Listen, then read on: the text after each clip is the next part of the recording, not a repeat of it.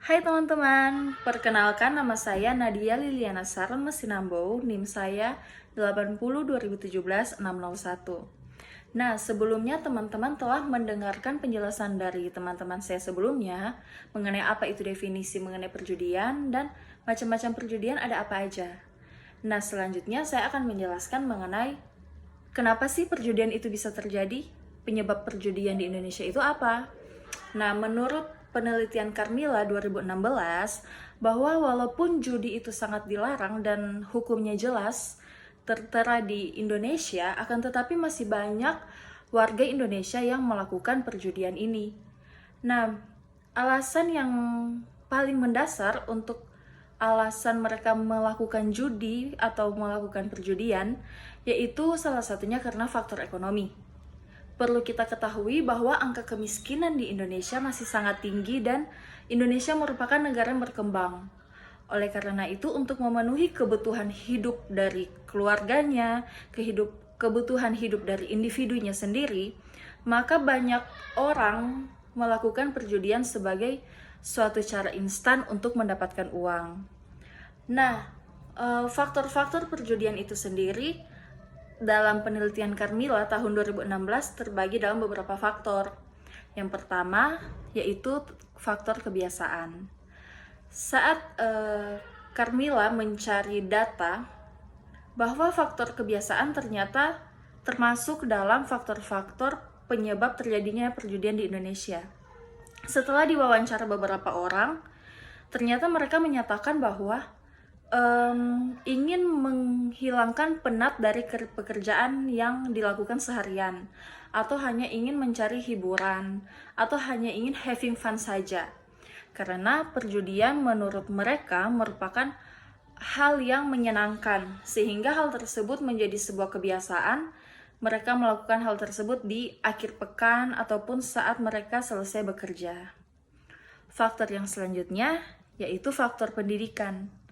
Kenapa? Karena melalui data yang saya dapatkan bahwa pendidikan di Indonesia itu memang sudah sangat tersebar luas di berbagai pelosok daerah.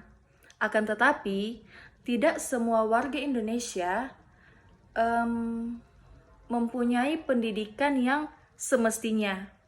Karena banyak yang hanya sampai sekolah dasar, sekolah menengah pertama, bahkan sekolah menengah atas. Nah, faktor pendidikan ini juga menjadi salah satu faktor penting kenapa di Indonesia terjadi perjudian. Karena banyak yang tidak mendapatkan pendidikan baik secara formal maupun informal, yaitu dalam keluarga, mengenai betapa pentingnya tidak melakukan hal ini. Selanjutnya adalah faktor lingkungan. Perlu yang kita ketahui bersama bahwa lingkungan merupakan faktor yang sangat kuat untuk membentuk karakter seseorang. Nah, seperti yang pernah dikatakan Aristoteles bahwa manusia itu disebut dengan zoon politikun, yang artinya manusia adalah makhluk sosial yang ingin hidup bergolongan atau berkelompok, yang tidak ingin hidup sendiri karena membutuhkan orang lain, dan orang lain pun saling membutuhkan untuk termasuk dalam satu kelompok atau komunitas. Nah, karena faktor lingkungan tersebut, sehingga kebiasaan yang baik pun jika dipertemukan dengan beberapa orang atau di lingkungan yang buruk, maka bisa terikut atau bisa terbawa arus menjadi sesuatu yang buruk pula. Begitu pula sebaliknya.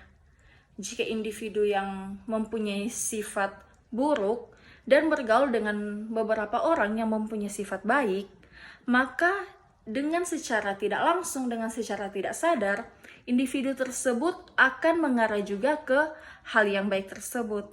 Ingat, lingkungan yang baik merusak kebiasaan yang buruk, dan begitu pula sebaliknya. Selanjutnya ada faktor ekonomi. Seperti yang saya katakan di awal tadi, bahwa tingkat kemiskinan di Indonesia masih sangat tinggi. Faktor ekonomi bahkan menjadi sesuatu yang sangat penting dan menjadi faktor yang sangat berpengaruh. Di mana saat kita membutuhkan sesuatu keinginan kita, kebutuhan kita, dan kita tidak bisa memenuhi hal tersebut, hasrat tersebut tidak terpenuhi, maka adanya dorongan dalam diri untuk melakukan sesuatu agar bisa mendapatkan hal yang kita inginkan, apalagi yang kita butuhkan. Maka faktor ekonomi menjadi salah satu faktor penting dalam hal ini. Bahkan dalam hasil wawancara yang dilakukan dalam penelitian yang saya ambil ini adalah seorang kepala keluarga mengatakan bahwa ia melakukan perjudian karena ingin mendapatkan uang makan untuk istri dan anaknya. Hal-hal tersebut sangatlah kita bisa merasakan itu adalah suatu hal yang terpaksa, memang tidak benar adanya, akan tetapi karena harus, jadi ya apa boleh buat, perjudian pun menjadi alternatif untuk mendapatkan uang untuk makan dan minum istri dan anaknya. Selanjutnya, faktor yang terakhir dari penelitian ini adalah lemahnya penegak hukum. Kenapa? Karena dalam hal-hal kejahatan yang lebih dispesifikkan dalam hal ini yaitu perjudian, saat penegak hukum membawa hal-hal ini ke ranahnya hukum, maka sanksi yang diberikan hanyalah sanksi-sanksi ringan. Dengan sanksi ringan tersebut dan tidak adanya sanksi berat kepada pelaku kejahatan perjudian ini, maka tidak menimbulkan efek jerah kepada oknum-oknum yang melakukan perjudian.